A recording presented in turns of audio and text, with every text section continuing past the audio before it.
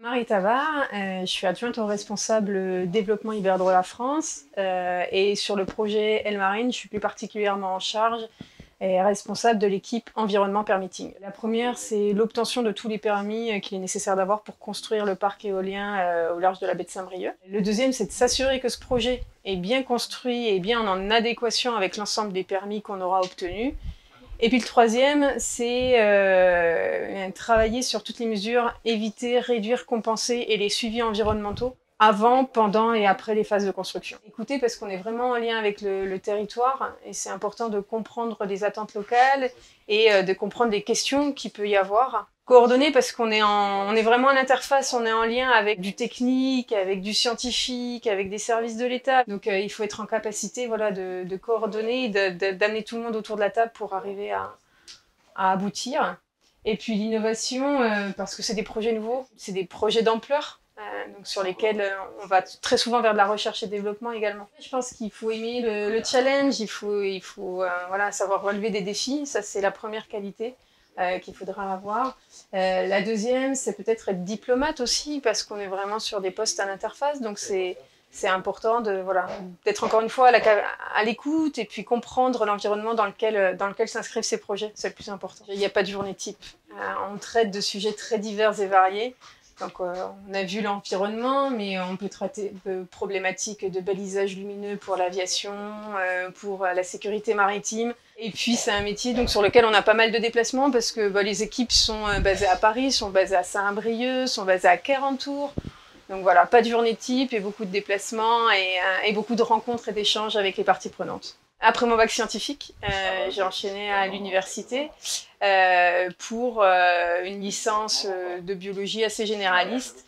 Et j'ai saisi une opportunité en fait qui était proposée de partir faire une partie de ses études à l'étranger. Donc j'ai profité du programme Erasmus et je suis partie faire ma dernière année de licence en Angleterre, où j'ai commencé à toucher un petit peu la biologie marine et un petit peu le travail en laboratoire avec des projets on va dire des mini-projets de recherche. Fort de cette expérience, j'ai souhaité revenir en France pour vraiment avoir des bases solides en biologie marine, mais au-delà de la biologie marine, en fait, dans le milieu marin, donc un peu de physique, de chimie, vraiment comprendre l'environnement marin. Et donc j'ai fait le master de l'Institut universitaire européen de la mer à Brest. Et à la suite de quoi, en fait, j'ai fait un doctorat adossé à l'école de Portsmouth. Je travaillais sur les interactions entre les macroalgues et le recrutement des invertébrés sur les récifs coralliens. Un premier pas qui m'a donné envie de mieux comprendre les interactions entre l'homme et le milieu, en fait. À l'issue de ma thèse, j'ai souhaité m'orienter vers des projets et comprendre en lien avec l'aménagement du territoire, leurs incidences sur le milieu, les mesures d'évitement, de réduction et de compensation. Donc j'ai rejoint un bureau d'études qui était spécialisé sur les environnements tropicaux initialement. Et puis naturellement, en fait, j'avais envie de m'investir encore plus et donc d'être dans une équipe projet, une équipe qui construit quelque chose pour être au cœur et pouvoir agir au sein d'une équipe qui construit un projet.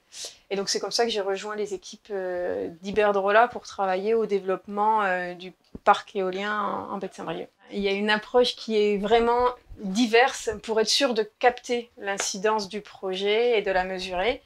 Donc il y a effectivement des bouées, des instruments qui peuvent être placés en mer. Ce sont des bouées de turbidité, des bouées de mesure du bruit par exemple. Il y a beaucoup de campagnes avec du personnel embarqué, des campagnes qui se font à bord notamment de navires de pêche pour tout ce qui est ressources halieutiques. Il y a des survols de la baie qui sont faits tous les mois pour les mammifères marins et les oiseaux. Il y a des radars qui sont installés à terre, et il y aura des radars en mer en phase d'exploitation et de maintenance. Donc voilà, c'est vraiment un corpus de mesures, ce qui rend ce métier super intéressant parce qu'on voit beaucoup de choses, parfois vraiment à la pointe, à l'innovation. Aujourd'hui, ce dont on se rend compte, c'est finalement qu'il y a une faible turbidité qui est générée par le projet. Les niveaux de bruit sont acceptables pour la biologie et les espèces qui sont présentes. Il y a eu des gros programmes de recherche et développement qui ont été faits sur le sujet, notamment sur les espèces pêchées. Le futur de mon métier et l'innovation de mon métier, en fait, c'est pas demain, c'est déjà aujourd'hui, parce que l'État a lancé énormément d'appels d'offres pour développer l'éolien en mer.